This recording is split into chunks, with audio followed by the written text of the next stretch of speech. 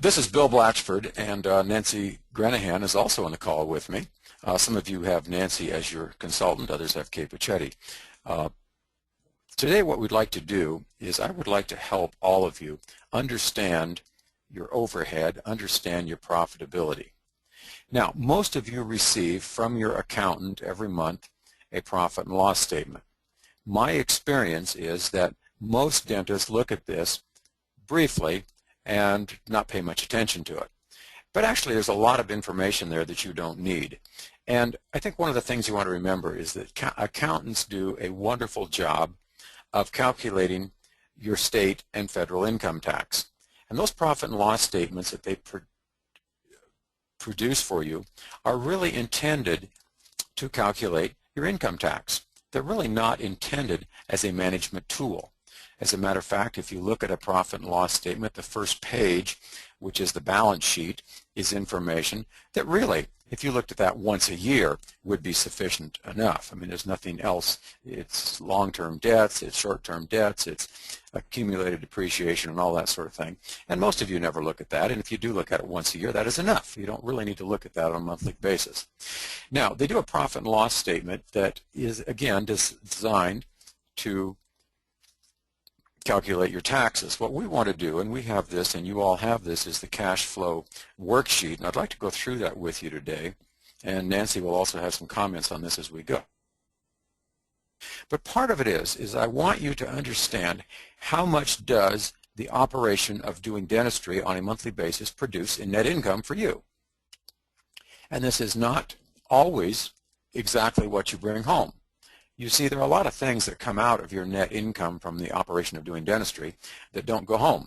The most glaring one is payment of debt, debt on the practice. Now, that is really net income, and so we want to make sure it's where it belongs. So we have designed a spreadsheet. It's an Excel spreadsheet, and all you have to do is, if you're using QuickBooks, you can simply cut and paste the numbers in, or you can enter the numbers. But you will see as we go through this the value of this. And the reason we're doing this is I have clients from time to time that, for example, carry a lot of debt. Recently I had one that's carrying close to $2 million of debt, and of course those payments have to be made every month.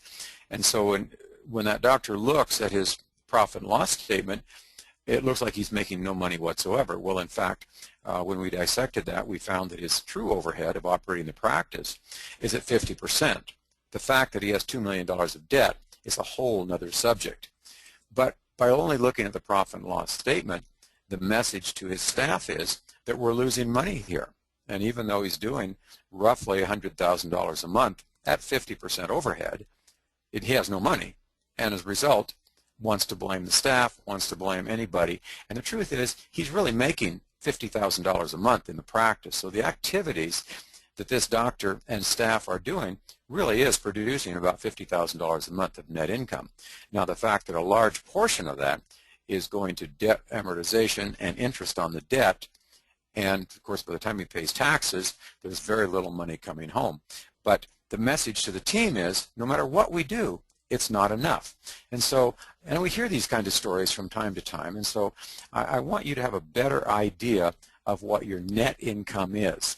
Another example is when the profit and loss statement, and especially for doctors who are either a C Corp or an S Corp, and their salary comes out as an expense. And that is technically true for calculating your taxes. But for how much is my practice making? How much do we make Monday through Thursday? How much do we make during the month? How much do we make on a single procedure? We need something else to determine that with, and that's what we want to give here. Nancy, any comments on that? Yeah, Bill, this is so great to go over this, and I can speak for Kay. You know, when we go into the offices or we have our conversations with the doctors and with the team, it just always seems that they're never really clear on their numbers and their stats. So this cash flow worksheet is, I think, our goal is to have every doctor have this available and really put their effort into putting their numbers in and, you know, watching and seeing what they're doing. Okay. Because too many doctors I'm working with do not know their numbers well enough. Yes, and you know, one of the things too is that we can, so many doctors are trying to outrun their overhead and use that, and I think there's another approach to this, and that is to control your overhead. And the other thing is that I want something that, we designed this Excel spreadsheet, we wanted something that was very easy to use, user-friendly, and it's easy to enter the data into this, and then you can tell exactly what your net is. Now, unfortunately, I can't show the whole thing on my screen at one time, so we will move back and forth here a little bit, but we will start. And since we're here in, I don't know what happened to February here on our spreadsheet. Maybe I should take a look. I'm sure we have I'm sure we have a February. Okay. I guess we have to, yeah, here it is. Okay, so this is where it is. So here's bottom line what you can do. What you can do with this is you can those columns up there on top. This is just an Excel spreadsheet, and you can change it on the run as you go. Now, what I'm going to do is I'm going to go down through the expenses. So let's move over here to February. Well, Bill, the other nice thing is that this is a running total. Yes. And you can see from month to month, you know, where, you know, maybe, you know, where something like last month was lacking, and then what maybe picked up this month, to maybe, you know, even lab. And so what we have here, you see, categories. Yes, and you can change these numbers as you go across the top, but we'll have a running total for 12 months, and the percentages we're going to work out are of that 12-month running total, and that will just automatically compute as we go across this. So let's go back over here to January. Right. Let's go to January. Perfect. And so this is January, but you see what the reason for this is it's 12 months, so you had December, November, October, the last 12 months. Now my suggestion is this. You can go back and recreate this, but I suggest you don't. Let's just start with January and go forward from here. Now the first thing we're going to do is income. Well, I don't think I really have to spend a lot of time on income, but income is, but we're talking about the typical practice, one doctor or two.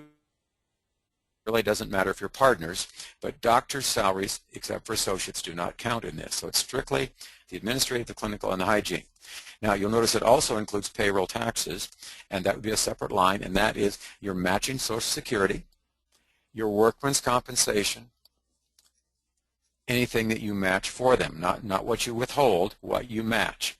And then it includes benefits. Now benefits would include health insurance that you pay for. It would include pension plans, etc. Generally, we do not include things like CE as a benefit. We do not include uniforms as a benefit, because truly those CE courses are taken at your request, and it's no real benefit to the team. Well, there is, but they don't see it that way, so we're not going to include it. Uniforms are usually not a benefit because it's not something they can wear once they leave your office. I mean, once they leave your office, that uniform is just a rag to polish the car with. So that's not a benefit. And then we have a separate line for bonuses. And so then you have a staff total. So now the goal here, of course, is to keep this all at 20%. So that covers all of that. Now your next expense that we have here, of course, is the dental laboratory. And if you have several laboratories, you might want to break it out, but you can just include this all in one. So dental laboratory, I'm wrestling with this computer just a little bit. I'm trying to scroll down, but I can't move the, here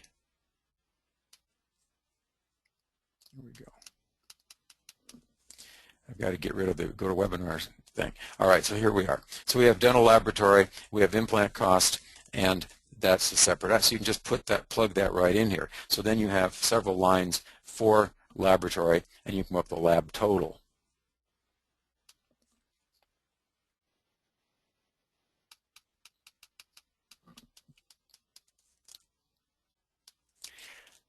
All right, so now we have rent, and that's pretty straightforward if you lease your office. If you have a mortgage payment, now here's what I want to clarify. If you own your own office and you're making a mortgage payment, I want you to include in this what a rent would be if you were renting that from someone else. In other words, it may not be your entire mortgage payment. And even though the building itself, the building is probably not owned by your corporation. Most accountants do not put real estate in either a C Corp or an S Corp. That real estate is owned personally, and then we rent from the corporation. So you pay the mortgage payment through the practice. I want you to put a fair amount of rent. Some of you have an accelerated mortgage that you're doing. You're making double payments to get rid of that mortgage. Well, let's just put down what it would cost if you're renting that from someone else. Now, on the other hand, if you have a mortgage payment that is quite a bit lower than what your rent would be because you've owned this for 10 or 20 years and you're still paying on it, it may be lower. So put in a fair amount of rent. So any cost with the building will go into this. Owners Association, your utilities for that building, that would be your heat, your electricity, that sort of thing. Garbage disposal, in other words, facility cost is what we're looking at, and then you have a rent total. I just want to make it clear on that mortgage difference. Now, it's pretty much the same thing on equipment. If you're leasing equipment through the business, that's pretty straightforward. But if you have a payment on the equipment, you can do the same thing with that. You can just put that payment right in. If your equipment is paid for, then I think what I'd like you to do is add what would be a fair payment on that equipment. And you can talk to your equipment people, your dental supplier, and say, look, I've got this much equipment. They can take a look at it. If I were leasing this, what would my payment be? And the reason I want that number in there is because you're the one that paid for it, but I want a number in there so the practice, so we can actually compare. When you look at your overhead, we compare apples to apples to someone else's overhead, because if that doctor is making a large equipment payment and yours paid for it, you can get the false sense of security that your overhead is very low, therefore I've got everything under control. Well, in fact, your overhead's the same. It's just that you don't have an equipment payment anymore. So I want you to put a number in for that. You may have to estimate that. All right, let me scroll down. What I have to keep doing here is I have to scroll down, and then I have to go back to move this webinar thing to the other side. So now we have, I scrolled down too far, so I am struggling. I can't just. So I also think that maybe we should, just let, especially the new doctors, know that when they buy like a large piece of equipment, maybe an IT or an iCAD or a CEREC machine, that still has nothing to do with BAM and with overhead. That's correct. So it's a capital expenditure that you are making, and you're making payments on that, and it's going to come out of net income. So for this purpose, now if you're just making if you're simply that piece of equipment. All right, so I have equipment total, and several lines here that you can use for office supplies. If you have more, you can just add some more lines. That would be paper supplies, % of your gross. So that takes care of the dental supplies. Now, your marketing expense, what I'd like you to do on marketing is list each item that you do for marketing. Every outside marketing item that you do would be listed here. And actually, I'd like you to set up a separate Excel spreadsheet for this, where you list each item. For example, we do a direct mail that we spent $2,000 on, and so we have the first column is, we say, direct mail. Next column would be how much we spent, $2,000. And then I'd like you to keep track on third column of calls generated, and then fourth column would be appointments made. In other words, we're monitoring, how effective we are at answering the phone, and once that patient calls, are we getting them into the office? Now, it should be pretty close to 100%. I mean, they did make the effort to call your office, and so it should be pretty close, but you should keep track of that.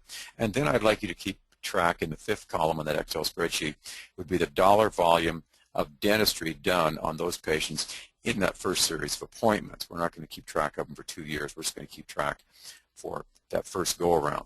Now, with that, you can start to make some decisions then.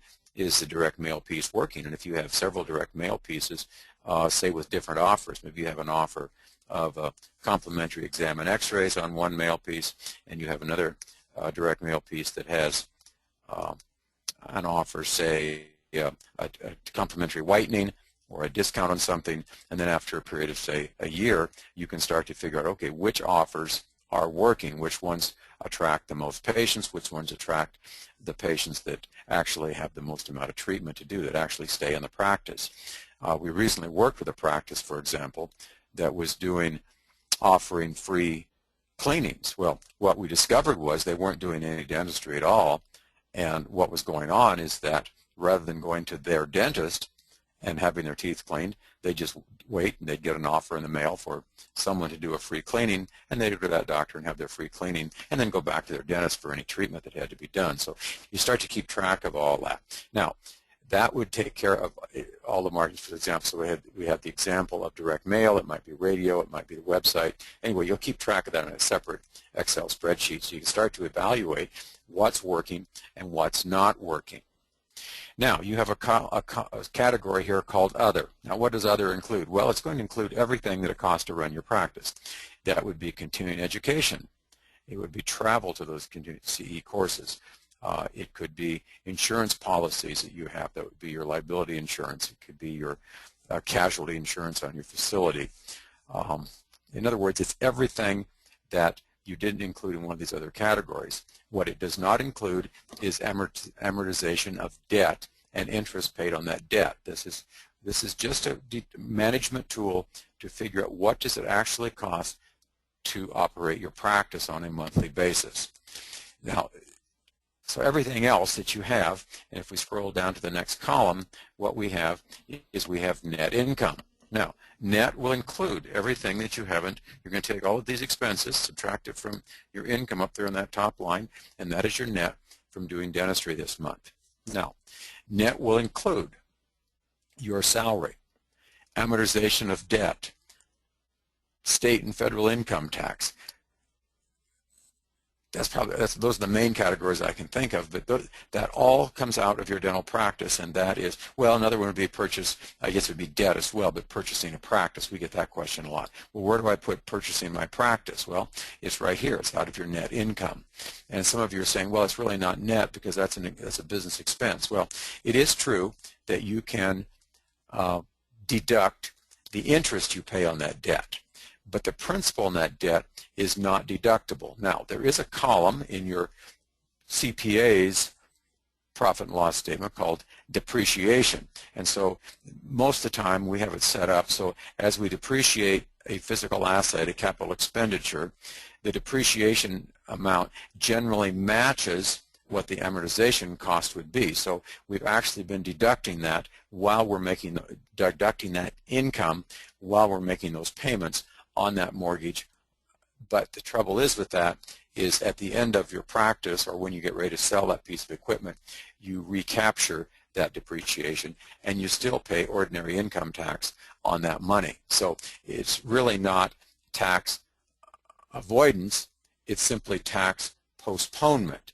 And so what happens is if you look at the first page of your accountant's profit and loss statement, there will be an item there called accumulated depreciation.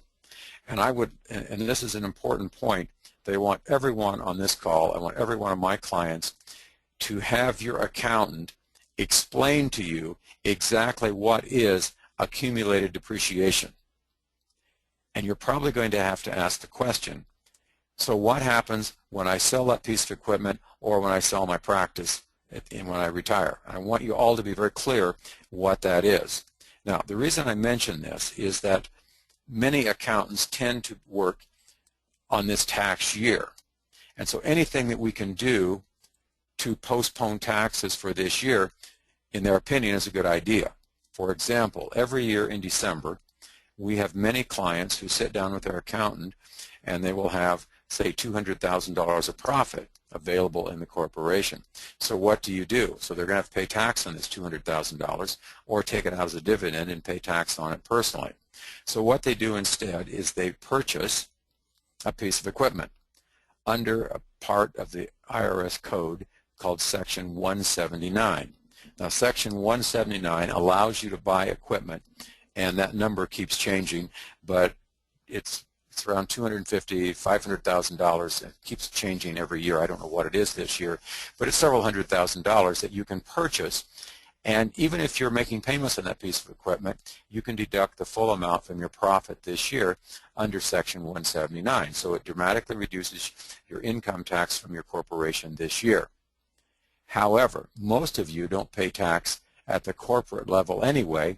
You take the money out and you pay tax on it personally. So make sure you understand that, how that works.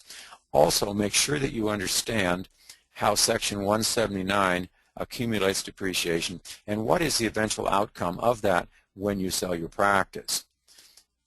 I work with a lot of practices at the end of their career as they're selling. I actually work more with the buyer who's buying that practice. So I look at a lot of these balance sheets, and I see many practices where they have a practice for sale, and we'll just pick a number, of $500,000 is the selling price of the practice, but the doctor over the years has accumulated, say, $350,000 of accumulated depreciation. In other words, they've deducted that $350,000 on in little pieces, a little bit each year for the last 20 years, and now it's time to sell the practice, and they have this $350,000 of accumulated depreciation.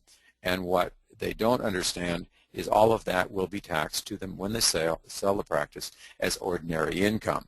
Not capital gains, but ordinary income. And so I want you to make sure that your accountant fully explains that to you. I can't tell you how many dentists get that surprise at the end and are really amazed. Wow, I don't get all this money. Well, the state and federal governments get their share. So I want you to understand what Section 179 really does for you. Now, if we scroll over to the far side, so if you'll take a look at this, if we go back up to the top, you'll see the months on here. And we start in January, but this is going backwards 12 months. So if you're so inclined, you can go back and add these numbers for the last 12 months. And you'll see this, but what will happen right now is you'll get a 12-month running total. So my suggestion for most of you would just be to start this now. So you'll put down your January figures and then rearrange this and then put February. So what you'll end up with a year from now is you're going to have a 12-month running total on these things, and then you will have a 12-month running percentage of each one of these line items to your income. And then if you'll just keep this spreadsheet going at any given day, you can look at this and know exactly what your net is for the month. But more importantly, you can see what the percentages are on a long-term basis as opposed to this month. You see, looking at your percentage of, say, your lab bill, which is an important number to monitor, if we have a big January, in other words, a big collection month, big production month, and we do several large cases, large crown bridge cases, you may not get your lab bill on that until you may pay it in February. So February, you've got this huge lab bill, and February was a smaller production month, and you look at it and say, oh my gosh, my lab bill is really high. Or you look at these things on a monthly basis, and they really don't matter that much. You want to look for trends, and a trend is better on a 12-month basis than looking at a single month. Also, what you get from most accountants in a profit and loss statement is you get a month and then you get a year to date. And we always start over at the start of the calendar year or at the start of your tax year if it's different from your calendar year. So for the first 3 or 4 months, that percentage to expense of each item doesn't mean anything, you see. Perhaps you paid your staff a bonus or whatever, in other words, or something in, say, December or in January or something, or you paid your insurance premiums for the whole year, you paid those in January, and it would look like those are really high, and so you get a false sense of what things really cost. So this will give you a 12-month running percentage of your total income, and this is really a very valuable tool. So my promise to you is if you will fill this in and start to play with it, and if you have trouble with it, you can call us and ask us, okay, what am I doing wrong? But this is just a basic Excel spreadsheet. You'll have to purchase Microsoft Office 2010 to make this work on your computer. If you're on a Mac, well, good luck. No, I'm just teasing. you can make, there's a Mac, you can actually get Microsoft Office for Mac. I happen to have it on my, I have a MacBook Pro, and I have Microsoft Office for Mac, which allows me to do the Microsoft applications on the Apple side of this computer. The MacBook Pro has both PC side and the Mac side, and so it allows you to do both. But if you have a Mac, just purchase Microsoft Office for Mac, and then you can actually use this Excel spreadsheet 2010. So if you do this, you'll get a really very solid sense of what your overhead is, and it may take a few months of history before you can really see it, but this really works, and you'll have a much better idea of your net income.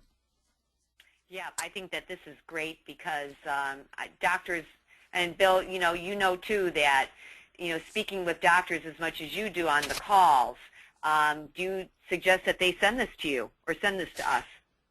I do. I'd like to see this. It's very easy. You can just send it as an attachment along with your prep form, and especially the first few months you do it. If you could send that to me, I can help you with it, or Nancy or Kay can help you with it.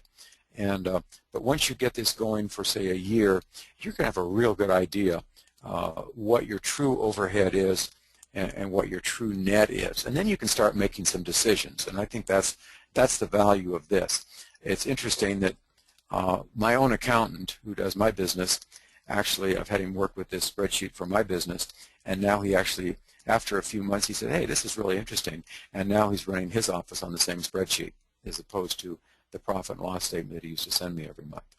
So, Nancy, thank you for being on this call. I hope this is helpful to everyone on this call. Oh, glad to be on it, yeah. Next month, March, will be a live call, but for this call is recorded. I would like you to download this from the website, of course. Put it on an iPod, put it on your computer, and take a look at this. If you don't have this profitability worksheet, just email the office, email Jeannie, and she will send it to you. Thank you very much, and hope to see some of you on our ski trip in Park City in March 1st to the 8th. Right. Thank you. And at the Peak Performance. Thanks. That's right. Thank you. Uh-huh.